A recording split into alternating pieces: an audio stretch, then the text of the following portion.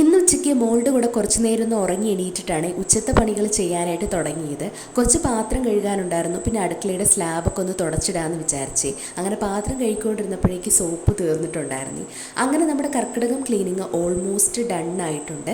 ഇന്ന് ഞാൻ നമ്മുടെ ഹോളിൽ കുറച്ച് വലയും അതേപോലെ ജനലിലെയും ഫാനിലേക്ക് പൊടിയൊക്കെ തുടക്കൽ ജോലികളാണ് ഇന്ന് ചെയ്തിട്ടുണ്ടായിരുന്നത്. കഴിഞ്ഞ ദിവസം എൻ്റെ ഒരു ചേച്ചി എനിക്ക് മെസ്സേജ് അയച്ചിട്ടുണ്ടായിരുന്നു. ആൾ നമ്മളുടെ വീഡിയോ കണ്ടിട്ട് ഇൻസ്പയർഡായി ആളുടെ അടുക്കളയുടെ ഷെൽഫൊക്കെ ക്ലീൻ ചെയ്തു, ഷോക്കേസൊക്കെ വൃത്തിയാക്കി എന്ന് പറഞ്ഞിട്ട് എനിക്ക് ഭയങ്കര സന്തോഷമായി. കാര്യം ഞാൻ ഈ ഒരു ക്ലീനിങ് കണ്ടൻ്റ് ആക്കാൻ തന്നെ കാരണം കാണുന്ന ആർക്കെങ്കിലുമൊക്കെ ഇൻസ്പയർഡ് ആയിട്ട് ഇതേപോലെ ക്ലീൻ ചെയ്യട്ടെ എന്ന് വിചാരിച്ചിട്ടാണ്. നമ്മുടെ സ്റ്റെയറിൻ്റെ തൊട്ട് മുകൾ ഭാഗം ഒരു സ്റ്റോർ റൂം പോലെയാണ്.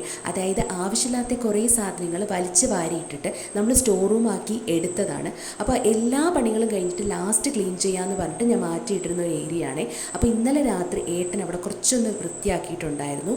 കുറച്ച് ആളുടെ ടൂൾസും പിന്നെ കുറച്ച് പൈപ്പ് ഫിറ്റിങ്സും കാര്യങ്ങളൊക്കെയാണ് ഉണ്ടായിരുന്നത്. അവിടെ ഒരു ബോക്സിൽ എൻ്റെ കുറച്ച് പഴയ ബുക്കുണ്ടായിരുന്നു. ഞാൻ MBAക്ക് പ്രോജക്റ്റ് ചെയ്തതിൻ്റെ ഒരു കോപ്പിയും അതേപോലെ ഞാൻ പണ്ട് PSC ക്ലാസ്സിൽ പഠിച്ചുകൊണ്ടിരുന്ന കുറച്ച് ബുക്കും കാര്യങ്ങളൊക്കെ. അപ്പോൾ ഇതിൽ ആവശ്യമുള്ളതും ആവശ്യമില്ലാത്തതും എൻ്റെ അടുത്ത് മാറ്റാനാണ് പറഞ്ഞിട്ടുണ്ടായിരുന്നത്. ഈ ബുക്കൊക്കെ എങ്ങനെ കളയും, ഇതൊക്കെ ഒന്ന് പൊടി തട്ടിയിട്ട് ഇനി പഴയതുപോലെ വായിച്ച് തുടങ്ങണമെന്നാണ് ഞാൻ വിചാരിച്ചിരിക്കുന്നത്.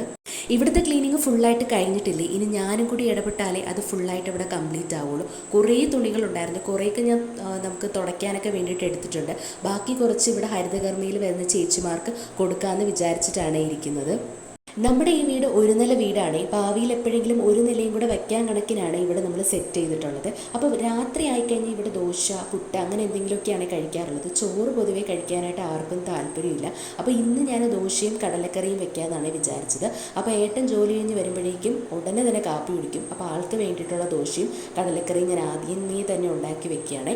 കടലക്കറി ഞാൻ കുറച്ച് കടലയും സവാളയും മഞ്ഞൾപ്പൊടിയും ഉപ്പും കൂടി വെള്ളമൊഴിച്ച് വേവിക്കാനായിട്ട് വെച്ചിട്ട് വെന്ത കടലയിലോട്ട് കുറച്ച് മുളക് പൊടിയും മസാലപ്പൊടിയും മല്ലിപ്പൊടി ഇട്ടിട്ട് നല്ല മഷി പോലെ അരച്ച തേങ്ങയും കൂടി ഇട്ടിട്ട് ആവശ്യത്തിനുള്ള ഉപ്പും വെള്ളം ഒഴിച്ചിട്ട് ഒന്ന് കടുക് വറുത്തിട്ട് ഒന്നുകൂടെ ഒന്ന് തിളപ്പിച്ചെടുക്കുകയാണ് ചെയ്തത്.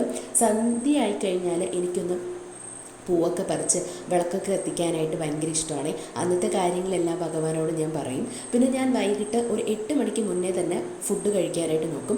ആ സമയത്ത് തന്നെ ഞാൻ മോൾക്കും ഭക്ഷണം കൊടുക്കുകയും പിന്നെ കുറച്ചധികം പാത്രങ്ങളുണ്ടാവും. അപ്പോൾ അതൊക്കെ ഒന്ന് കഴുകിയിട്ടിട്ട് ഹോളൊക്കെ ഒന്ന് അടിച്ചു വാരിയിട്ട് കുടിക്കാനുള്ള വെള്ളവും കൂടെ തിളപ്പിച്ച് കഴിഞ്ഞാൽ അന്നത്തെ പണികളെല്ലാം കഴിഞ്ഞിട്ടുണ്ട്. ഇനി കുറച്ച് നേരം ഒന്ന് കാർട്ടൂണൊക്കെ കണ്ട് മോളുടെ കൂടെയൊക്കെ ഒന്ന് കളിച്ചിട്ട് നേരെ പോയി കിടന്നുറങ്ങാം. അപ്പോൾ അടുത്ത വീഡിയോ കാണാം. ചാനൽ ഇഷ്ടപ്പെട്ടാൽ ഡു സബ്സ്ക്രൈബ്. ടാറ്റാ.